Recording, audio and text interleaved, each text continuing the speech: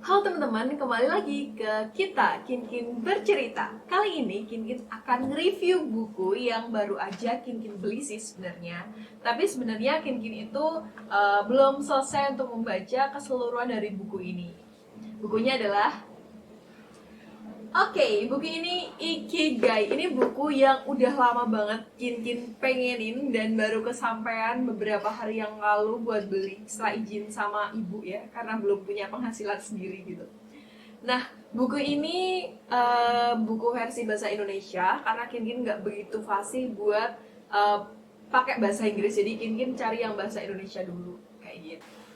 Jadi buku ini Ikigai itu sering banget teman-teman udah mungkin ada banyak tuh yang review tentang buku ini dan sering banget menghubungkan buku ini tentang apa sih yang bisa bikin kita bahagia dan apa sih yang bisa bikin kita awet muda atau panjang umur nih kayak gitu. Semua orang kan juga pengen nih untuk panjang umur, sehat selalu gitu ya.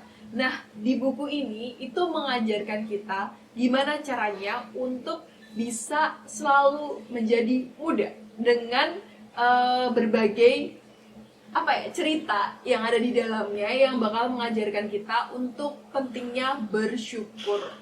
Jadi sebenarnya pas Kinkin lihat review-review tentang buku ini itu sering kali kita tuh melihat hubungan antara apa yang kita cintai, apa yang membawa kita, apa yang dapat kita lakukan dan apa yang dapat memberikan kita uang.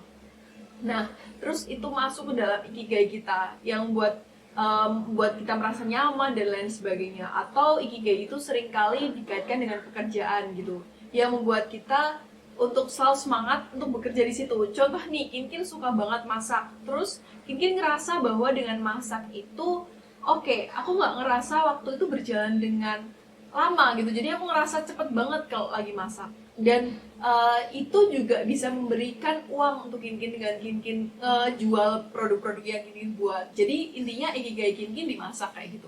Nah, tapi ikigai ini ternyata nggak cuma mengajari itu doang guys. Jadi lebih daripada itu, dia juga mengajari kita bahwa hidup itu nggak sekedar untuk bersaing secara kuantitatif, tapi juga bersaing secara kualitatif. Aduh, kenapa ikut-ikutan skripsi ya? Nggak, tapi gini, maksudnya adalah buku ini mengajarkan kita untuk selalu bersyukur dengan hal-hal yang seringkali tidak bisa disyukuri secara manusiawi gitu.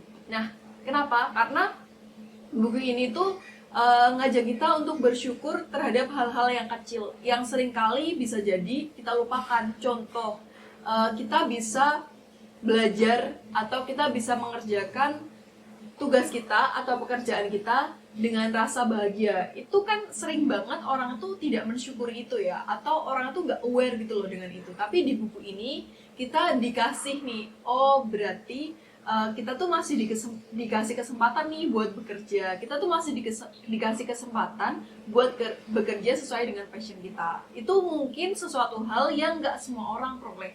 Jadi ada baiknya buat kita mensyukuri itu gitu. Nah, selain itu di buku ini juga ngajarin banyak banget hal untuk menjaga kesehatan kita, guys. Nah, sering banget kan buat cewek-cewek terlebih itu sering banget diet. Nah, ternyata diet itu juga suatu hal yang keren banget yang bisa kita lakukan untuk menjaga kondisi tubuh kita supaya semakin bugar secara mental dan juga secara fisik gitu. Jadi di buku ini tuh menggabungkan dua hal atau dua aspek penting, yaitu mental dan fisik. Jadi nggak sekedar cuman bagus di mentalnya doang, tapi juga bagus di fisiknya gitu. Jadi di dalam jiwa yang sehat ada mental yang kuat. Apaan sih? Ya pokoknya ini tuh menyeimbangkan kita gitu lah. Jadi nggak sekedar untuk sehat mental atau sehat fisik doang gitu. Karena kita nggak bisa hidup doang dari fisik, ataupun kita nggak bisa sehat doang secara mental gitu. Jadi ikigai ini tuh lebih kompleks gitu lah. Jadi unsur-unsur dalam hidup tuh dapat banget di sini. Nah, terus yang mengejutkan juga di dalam buku ini itu ada beberapa cara-cara atau gerakan-gerakan yang bisa membantu menjaga kesehatan kita. Sebenarnya aku agak bingung juga sih kenapa buku ini ada kayak gituan gitu. Karena menurutku kayak buku ini kan lebih ke buku yang membantu di mental. Awalnya aku pikir seperti itu, tapi ternyata setelah aku baca itu nggak cuma di mental doang, kita juga diajarin gimana cara untuk pola makan yang benar. Terus abis itu kita juga diajarin cara untuk bisa dikatakan meditasi atau olahraga gitu. Jadi ada pergerakan antara badan kita, dan selain menyehatkan badan tuh juga menyehatkan mental kita gitu. Jadi nggak gampang stres dan lain sebagainya, karena itu hal-hal yang sebetulnya kita butuhkan tapi sering kita lupakan. Apalagi buat teman-teman millennials nih yang sering banget berjalan terlalu cepat gitu. Jadi kayak kita sering gak sih ngerasa bahwa kita tuh banyak tugas, kita terlalu banyak sibuk dan lain sebagainya, sampai kita tuh lupa untuk menikmati hari-hari kita gitu. Dan jadi buku ini itu keren banget buat kalian baca, gak ada salahnya. Ataupun kalian kasih ke orang-orang tua. Orang tua dalam artian adalah ayah ibu kalian, untuk membaca buku ini juga itu hal yang bagus banget, karena di sini itu juga mengajarkan kita untuk lebih memaknai hidup gitu. Biasanya kalau orang tua tuh sibuk buat bekerja ya. Nah, saat mereka membaca buku ini bisa jadi akan menemukan kedamaian atau perasaan lebih seneng gitu loh. Jadi karena buku ini mengajarkan kita untuk bersyukur ke hal-hal yang kecil aja gitu. Jadi dari hal-hal yang kecil itu akan membantu kita untuk mensyukuri hidup dan lebih membuat hidup itu berarti gitu. Nah, di dalam buku ini juga itu nggak sekedar tentang gimana cara panjang umur, atau kayak kamu bisa dapetin umur 100 tahun, 110 tahun, 120 tahun, tapi gimana cara kita itu untuk mengurangi kesakitan. Mengurangi kesakitan tuh maksudnya gini guys, kalau mamanya orang tua di Indonesia terlebih itu sering banget kan kayak mereka tuh sakit diabetes atau sakit apa gitu yang membuat mereka itu merasa bahwa aduh, umur saya memang udah 90 tahun tapi rasanya kayak males gitu loh, udah nggak bisa mengerjakan sesuatu lagi gitu.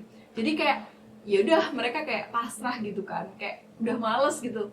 Nah, tapi di buku ini itu lebih daripada umur panjang, tapi juga mengajarkan kita buat menikmati umur yang panjang itu. Jadi kayak meskipun umurnya 120 tahun tapi masih hobi nari kayak gitu. Itu juga ada di sini, cerita banyak banget di sini. Nah, terus buku ini tuh keren banget sih. Nah, itu tadi kelebihan-kelebihan dan apa yang sudah Kinkin baca dari buku Ikigai ini. BTW sebenarnya Kinkin baru baca sekitar halaman 110, karena totalnya itu ada sekitar, bener ya? Lihat dulu. Sekitar 200 halaman lebih ya. Nih. Itu tuh ada sekitar 211 halaman kayak gitu. Nah, kelebihan lain dari buku ini tentang isinya, karena menurut Kinkin kalau mamanya Kinkin jelasin semua itu nggak akan bisa detail gitu ya. Lebih bagus teman-teman buat baca bukunya langsung, karena ya itu tadi inti-intinya. Tapi banyak banget yang mungkin nggak bisa Kinkin sampein, tapi teman-teman bisa lihat sendiri atau teman-teman bisa cari sendiri saat teman-teman baca bukunya. Karena bisa jadi kan